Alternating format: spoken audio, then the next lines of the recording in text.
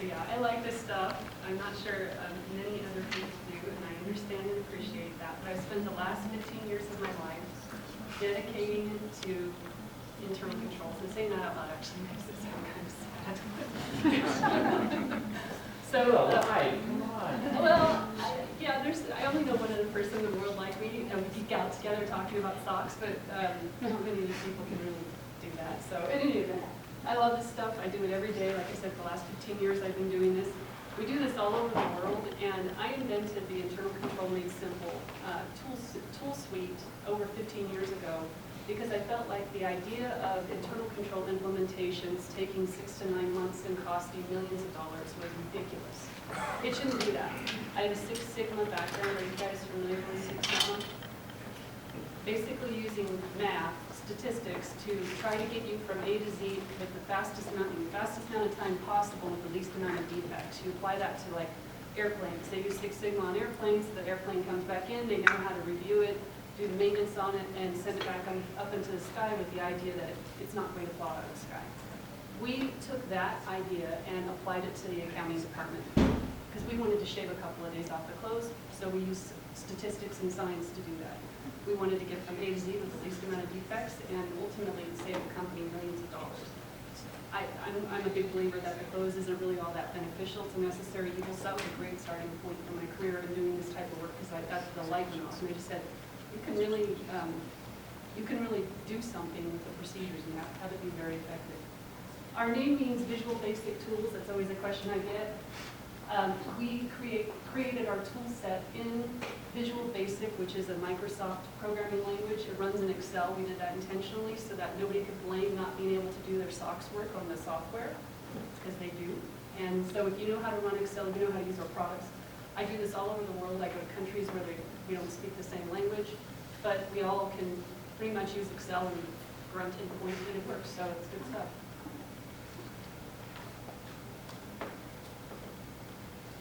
Okay. Our tool set covers a really broad range of areas and allows people to get coverage in lots of different things. A lot of times people will say, I need internal controls, and then the word SOX will come out and they'll say, I don't need SOX, I need internal controls, not understanding that it's basically the same thing. So in that regard, we've itemized our products as such, like is shown here, with the idea that you can individually select things to help your company achieve your objectives, or you can buy a package product that'll allow you to get there. I'll talk about more of that in a minute, but that gives you an idea of what we're dealing with. Okay, so in regard to the Sarbanes-Oxley requirements, some interesting things have happened. How many of you have heard of COSO 2013? How many of you have implemented it? Okay, I'm going to show you how. So starting at the top there, okay, so 404A, or you guys know what 404A is? Okay, some people may not. So 404A is management's attestation of their internal control functionality. That's never been on the table for discussion in terms of all the different things like the Dodd-Frank Act or anything like that that has reduced the need for internal control in certain situations. So if you're a public company, you are abiding by 404A. In your 10K, 10Q, item 4, item 9, usually it says my internal controls are effective. Also within the 902, 306 certs, you have to talk about your internal controls being effective. Have you guys seen that? You're doing 404A in that regard. So 404B, that's where the auditors come in and take a look at your internal controls and opine on your opinion. So if you've got the 404A and you're saying my controls are great, if you reach that market cap, your auditors come in and also look at that and decide if they agree with what you've said. And then they also report on that in your 10K.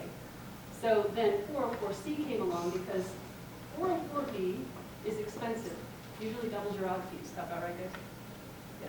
So the non-accelerated filers, or those filers with a market cap of less than 75 million, we're having a hard time dealing with 404B, or the idea of dealing with 404B because of the cost. So what happened is every year there was a reprieve. Every year the powers that be would say, okay, non-accelerated filers, we're going to give you another year to not do this. Then what happened with the Dodd-Frank Act is it came around and said, let's quit putting people through this, because the last reprieve came in November, and if you were a non-accelerated filer on calendar year end, you thought it was going to happen. So a lot of people spent a lot of money getting ready deal with that just to find out that they got the reprieve at the last minute, which is kind of brutal for a lot of people. You can argue that they should have been doing it anyway.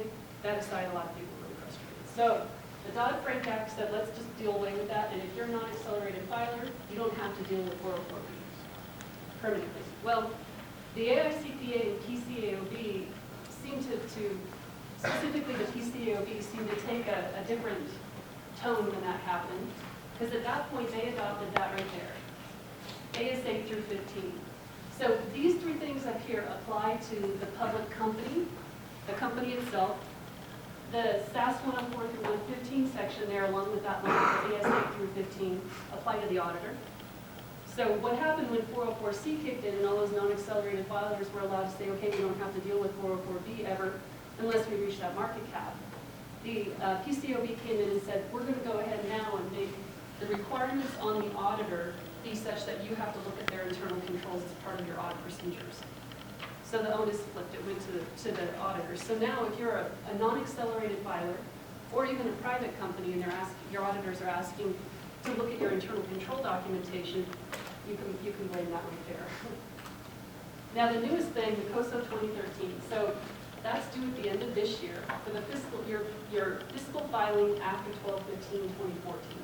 So if you're a calendar year-end filer, this applies to you. If your year-end is actually 12/14/2014, you have a whole nother year to do it. Does that make sense? Any questions on that? They make those dates so oddball, so it's another year. So I'm gonna take you through what all that looks like. All right, so you guys have seen the COSO cube before. It's an interesting image. I think it doesn't really say a lot, but it's kind of interesting.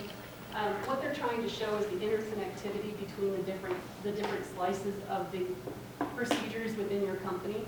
So COSO 92 only required you to worry about the reporting slice. So what I would tell my customers is we follow the money. You might have heard your auditors or internal auditors, you may have heard some people say, oh, that's an operational control. We don't need to deal with that. We just deal with the money, the financial controls. Well, COSO 2013 is now saying, nope, everything is included. And I'm going to get into the detail of what that means. But now anymore, you can't just say that's ops, I don't have to deal with that. You have to now take a look at those things as well. That's a huge change. Okay. So the intention, I assume a lot of you guys are external auditors. Okay, so have you ever gone in to do an external audit and you've seen where management is saying, oh yeah, we do our controls, we sign, we do this, we do that, and there's really not that much passion behind it. Not that people get passionate about this stuff besides me, I get that. But it's kind of one of those things where you're just looking at it and you're going, yeah, I get that you think you do it, but I really know deep down that this is not really, it's just lip service. You know what I'm saying? Ever get that feeling?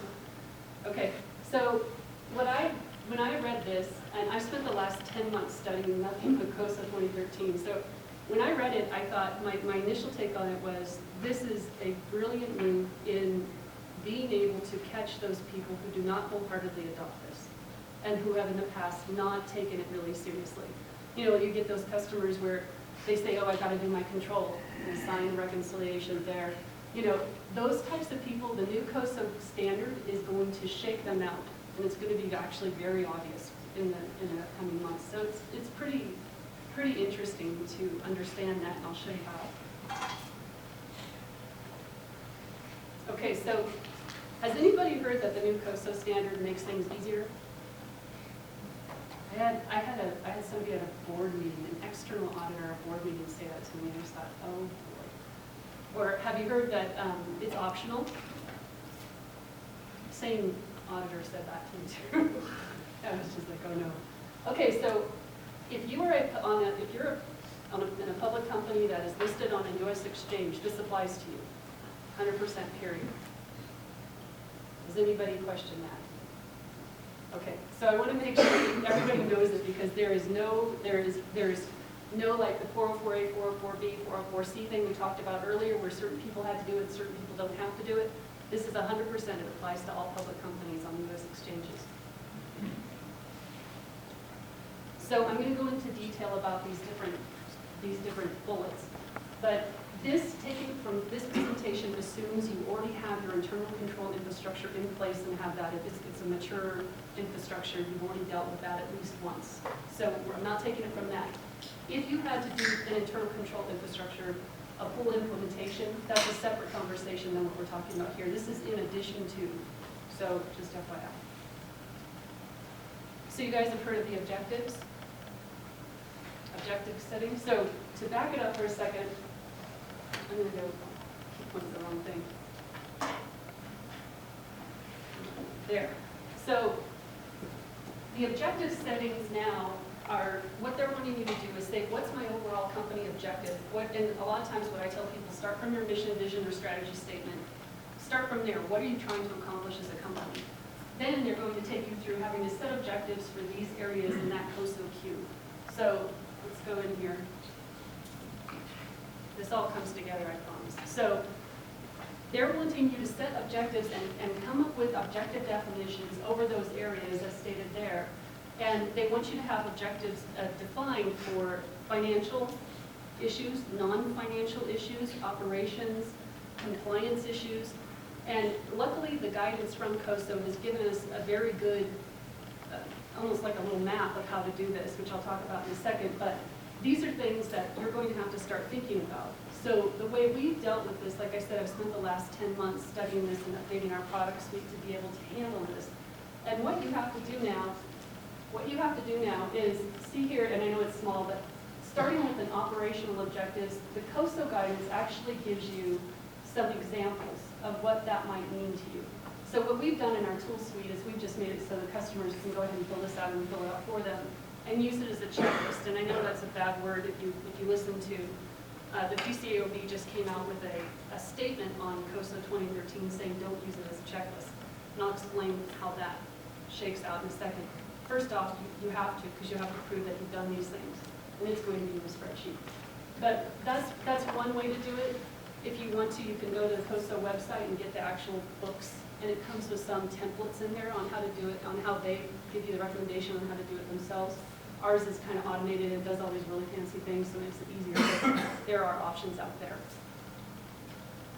One of the other things they want you to do too, the broad and risk assessment procedure. So have you guys all performed a risk assessment, financial risk assessment for SOX?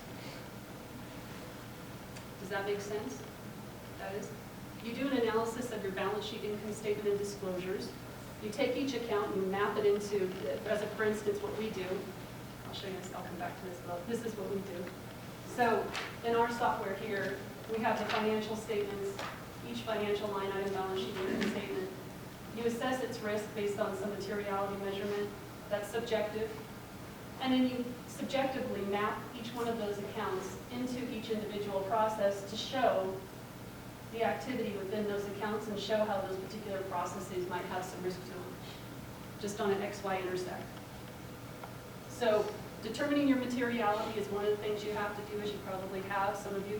That's a subjective thing. A lot of times when I was doing this for public accounting, we would use 5% of pre-tax income. If you don't have income, it might be 5% of assets. It could be some other percentage that's arbitrary. It's just a way you set the bar. Where do I start to care? Kind of like thinking about if you were reconciling your own checkbook from home. If you had, if you were off by $5, you might not freak out and call the bank, but if you were off by $5,000, you might freak out and call the bank. So that's kind of what the materiality measurement is, a way of setting that bar to where you care. And it's also saying, okay, anything else under that, I'm not going to have to audit. So you set that, then you determine your material processes.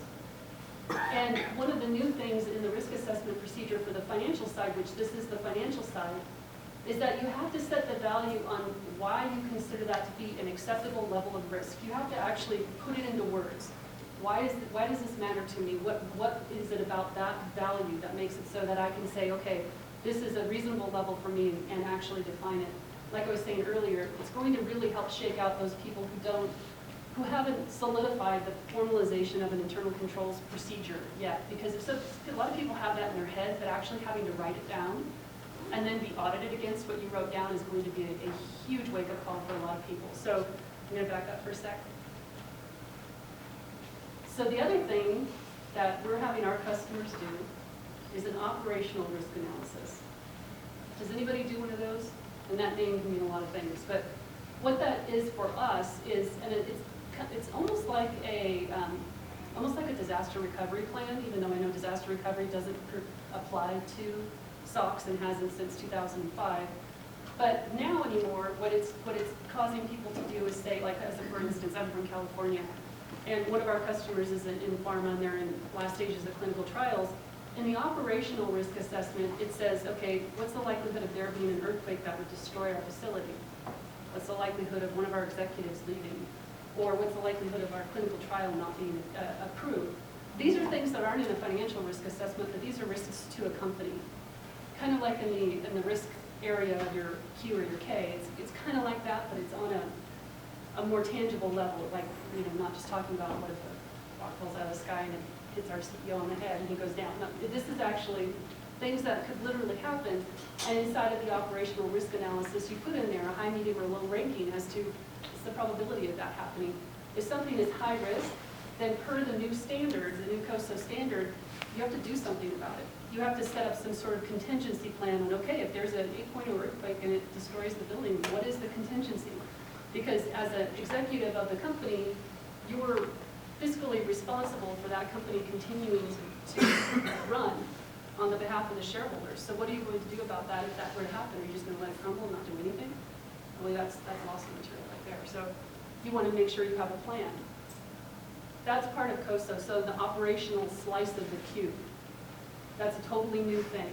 Previously, if somebody did a operational risk analysis, it might have been nice stuff to have in the work papers, but it wasn't something we ever had to do. Now this is something we have to do. So we've got the financial statement analysis.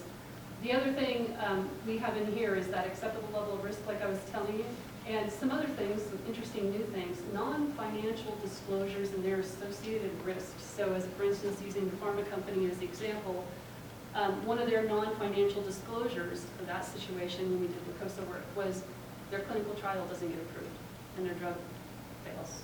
You know, those are things that we never really had to talk about before. So now it's something that has to be considered and documented in your work papers for your SOX compliance, whether or not you're an accelerated filer.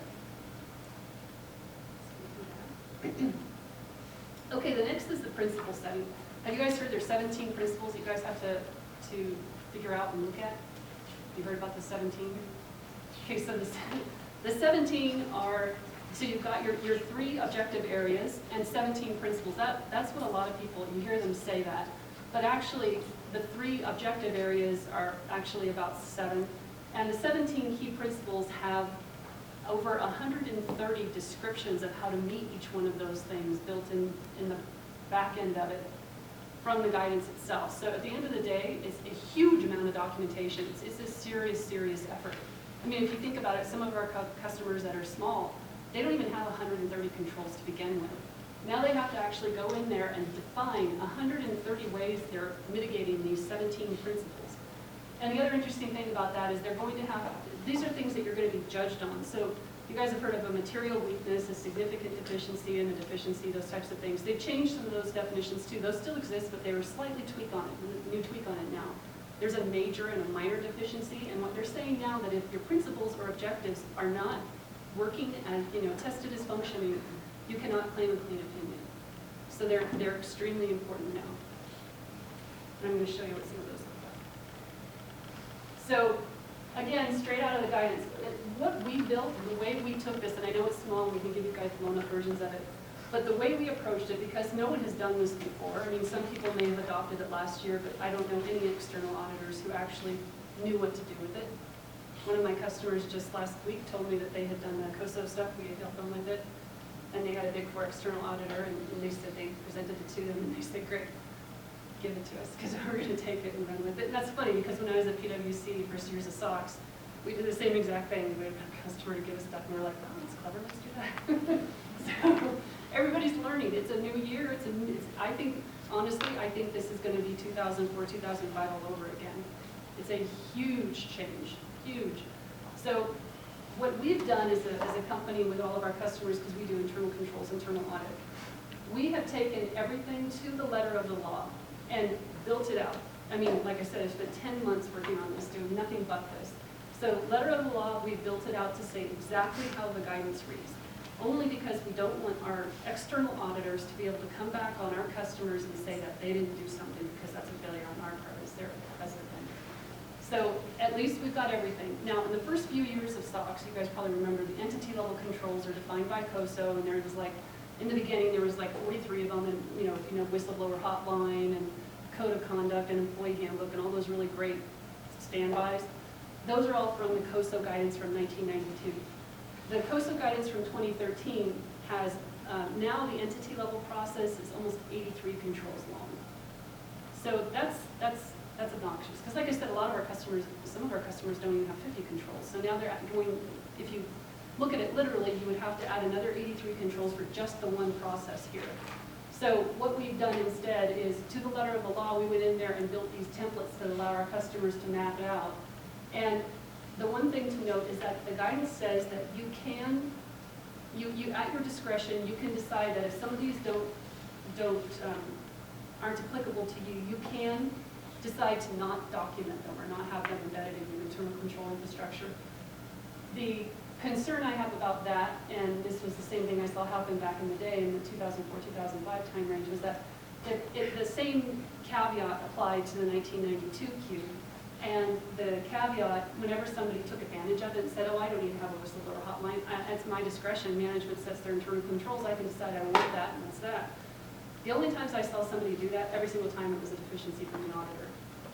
So I encourage people strongly that if you're going to, well, you have to do the COSO 2013 stuff, and when you do, I wouldn't say it's a smart idea to try to start truncating what you do.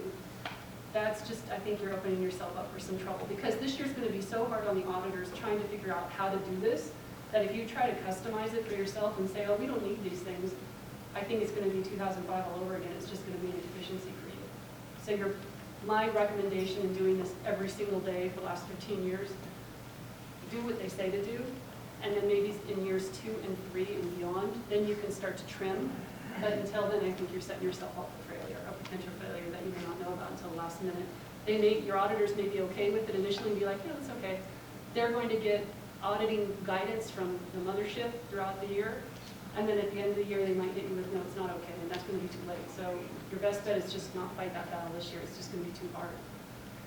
So, like I said, what we did is, to the letter of the law, we figured out these templates and these mappings and everything else so that there's no way they can say there's not something that we did. The other thing that the new standard requires you to have are some additional controls. So get this is interesting. So one of them, for instance, is there's a new control requirement for monitoring online chatter. So what that means is, you guys heard of Chobani yogurt? You guys, I'm going to point at you. You guys have heard of Chobani yogurt? Oh, yeah. Okay, did you hear about what happened with their products? The weird bacteria that got Yes. in there. So this is a great example of the new COSO standards. So the weird bacteria, what happened was their yogurt started to grow a little puffy lid, and that's always a bad sign in yogurt because it means something's growing in there and you don't want to eat it. Well, nobody told Chobani. They just started complaining about it on Facebook to each other. Chobani got caught wind of it and then decided to do a product recall. But it wasn't something that they were told directly, nor was it something that they found out themselves.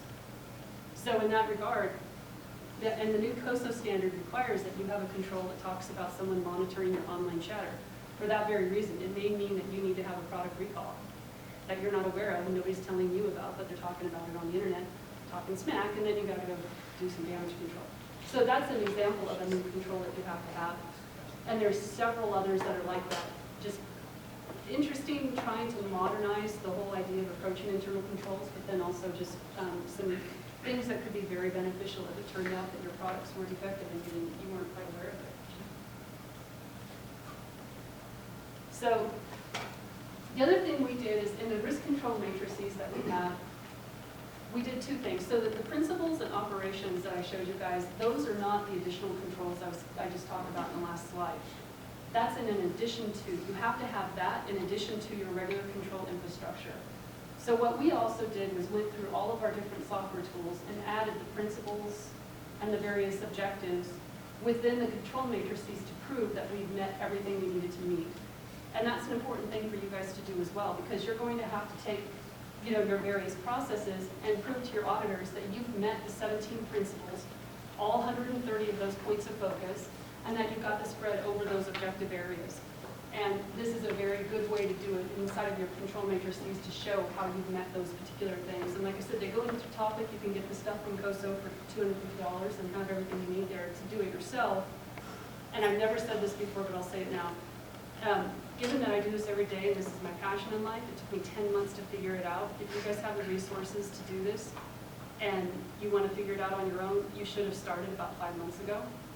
If not, if you're thinking that it's going to be easy or cheap, you're absolutely mistaken. And in this case, and like I said, I never says in our other products and stuff, but this is a good time to hire an expert to get this done. Like people like us can come in and get it done in 2 weeks and under 10 grand. Doing it yourself, it'll take you a long, long time. And if you get it wrong, it's devastating. I think the end of this year is going to have a record-setting material weakness abundance at the end of this year for people who didn't get this right. It's kind of scary. So how many of you guys knew that you actually referenced COSO in your 10K or 10Q? Here's an example of this is a 10K, I believe. And right there, you'll see that a lot of times people say, we have conducted an internal audit of our internal controls per the 1992 standards. Per the 1992 COSO framework. That's a very common statement right there. So as you guys go forward at the end of this year, if you're a calendar filer, and this is in your item 4, item 9, if you have that spelled out like that, if you put the 92 in there, you'll have to update that to the 2013. This is an easy thing to miss, but it's going to be required.